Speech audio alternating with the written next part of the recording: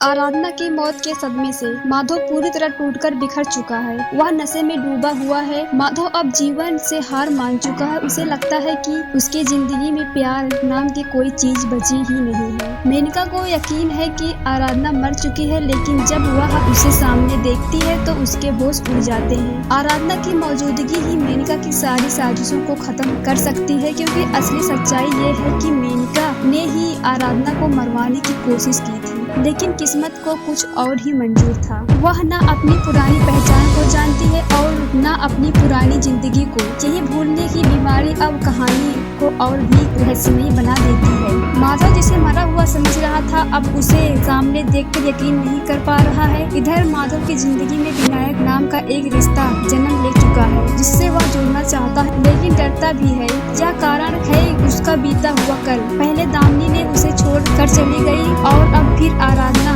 वह विनायक से भी दूर रहना चाहता है ताकि उसे फिर से कोई ना खोना पड़े। इस वीडियो में आराधना नाचती हुई दिखाई देती है, जिसे देखकर माधव अपनी आंखों पर यकीन नहीं कर पाता। वह तुरंत उस जगह जाता है जहां यह वीडियो शूट हुआ था, लेकिन वहां आराधना नहीं होती है। दरअसल राजू उसे पहले ही वहां से ले जा चुका होता है। राजू अब अपना आराधना की देखभाल कर रहा है, लेकिन उसका व्यवहार भी धोखे का है। वो आराधना को उसकी पुरानी पहचान से दूर रखना चाहता है। वहीं दूसरी तरफ मेनका का झूठ अब ज्यादा दिन तक नहीं चल पाएगा, क्योंकि दादी को आरंभ से भरोसा था कि आराधना जरूर लौटेगी और अब वह भरोसा जीतने वाला है। माधव ने अब मेनका से दूरी बना ली है, लेकिन उसकी एक गलती ये है कि उसने अपनी सारी संपत्ति और जिम्मेदारियां मेनका के हाथ सौंप दी है। यही अब माधव के लिए एक नई चुनौती बनने वाली है। मेनका एक सौदे के लिए राजीव के घर आती है, लेकिन तभी उसे आराधना की आवाज सुनाई देती है। वह दंग रह जाती है। ये वही आवाज है जिसे वह खत्म कर चुकी थी।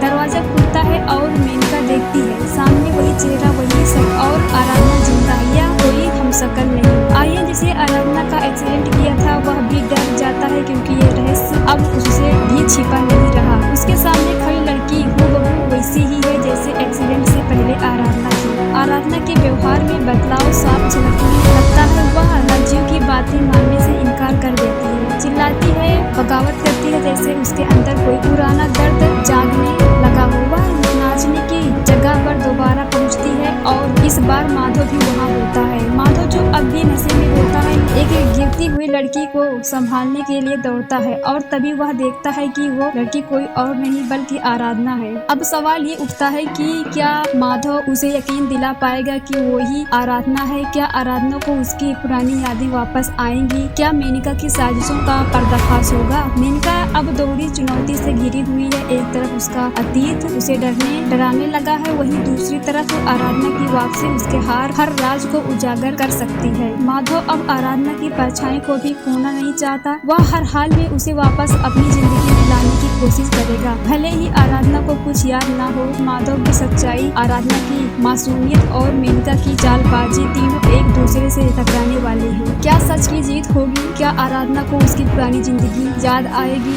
या फिर माधव और आराधना फिर एक होंगे? और क्या मेनका को मिलेगी उसकी सजा? ये सब जानने के लिए सीरियल के अगले एपिसोड का इंतजार कीजिए।